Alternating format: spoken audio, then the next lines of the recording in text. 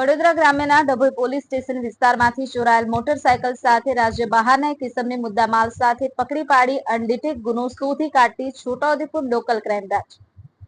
MF Damor police inspector local crime branch Chhotaudepur નાઓએ સૂચના આપી જે અન્વયે BN Tadvi police sub inspector local crime branch Chhotaudepur નાઓ તથા એલસીબી સ્ટાફના પોલીસ કર્મચારીઓને છોટાઉદેપુર પોલીસ સ્ટેશન વિસ્તારના ડોન બોસ્કો સ્કૂલ પાસે વાહન ચેકિંગમાં હતા તે દરમિયાન એક કિસમ મોટરસાયકલ લઈ અને રંગપુરથી છોટાઉદેપુર તરફ આવતા હોય તેના ઉપર શક પડતા તેને રોકતા હાથ વડે ઇશારો કરી તેને ત્યાં જ રોકી દીધેલ અને સુંદર ઇસમને ઉભો રાખી તેની પાસેથી મોટરસાયકલના કાગળો માંગતા તે તેની પાસે કાગળો નહીં હોવાનું જણાવતા સદર મોટરસાયકલને આગળ પાછળ રજીસ્ટર નંબર છે સુંદર મોટરસાયકલ ચાલકનું નામઠામ પૂછતા તેને પોતાનું નામ મુકાતી ઉર્ફે મુકેશભાઈ મદનભાઈ જાતે બધેલ ઉંમર 28 રહે રામપુરા ઇન્દીફળિયા તાલુકો ચોબટ જિલ્લો અલીરાજપુર નાઓનું જાણવા મળેલું છે।